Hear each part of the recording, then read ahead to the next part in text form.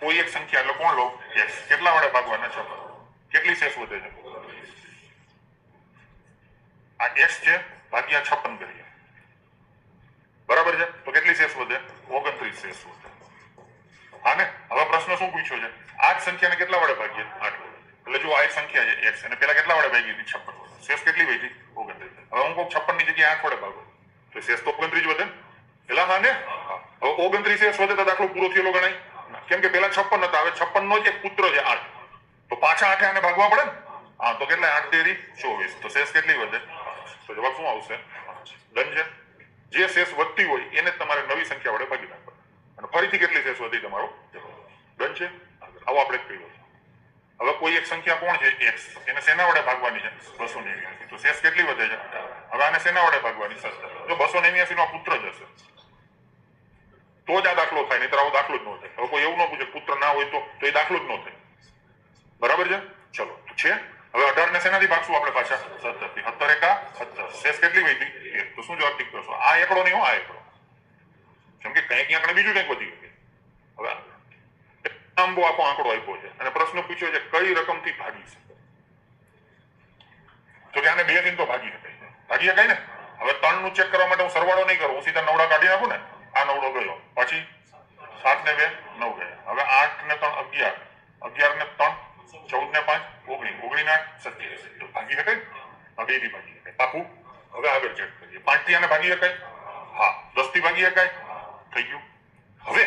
જે સંખ્યાને 2 થી ભાગી શકાય 3 થી ભાગી શકાય એને 6 થી ભાગી શકાય તો શું ઓપ્શન આવશે ટૂંકમાં આમાં એને પૈસા વસૂલ કર્યા બરાબર જ છે આગળ નીચેનામાંથી કઈ સંખ્યાને 25 વડે ભાગી શકાય 25 નો નિયમ શું છે જેના છેલ્લા બે આંકડા ડબલ 0 હોય 25 હોય 50 હોય કે 75 આ 25 નો નિયમ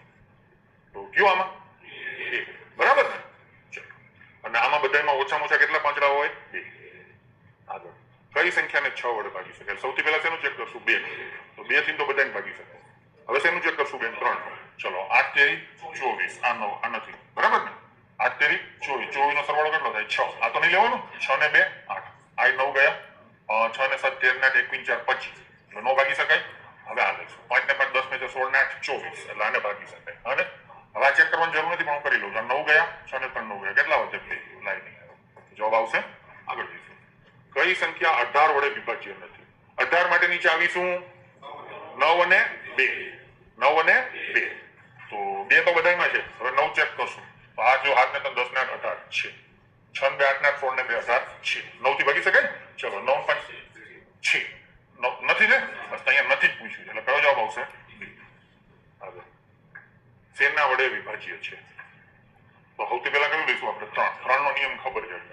સરવાળો ને આ 9 ગયા આ 9 ગયા 5 ને 4 9 ગયા 3 ને 2 5 એટલે નો ભાગી ગઈ એટલે નહીં હાથ નહીં ચેક કરવો હવે શું કરીશ 3 ને 4 7 7 ને 6 13 ને 3 16 કેટલો સરવાળો થયો 16 હવે આ કરો 7 ને 9 16 કેટલો થયો 16 આ 16 તો શેનાથી ભાગી શકાય બસ થઈ જો આમાં મેળ નો પડ્યો તો હાથની હું મજૂરી કરું ડન ને કઈ સંખ્યાને 11 વડે ભાગતા શેષ શૂન્ય મળે તો 11 ની ચાવી ખબર છે ને તમને ચલો 2 ને 4 6 ને 8 14 ને 7 21 હવે 5 ને 3 8 ને 7 15 નો થયું સેટિંગ એટલે નહીં 6 ને 8 14 ને 9 23 હા ને ચલો 7 ને 2 9 ને 3 આનો ડિફરન્સ કેટલો આવે 11 થઈ ગયું સેટિંગ ડિફરન્સ 0 અથવા 11 ના ગુણાકાર તો શું જવાબ ટીક કરશો C બરાબર સમજાવું છું હાલો 3 4 અને n ને 11 વડે નિશેષ ભાગી શકાય તો n ની કિંમત શોધો 3 4 અને એક સંખ્યા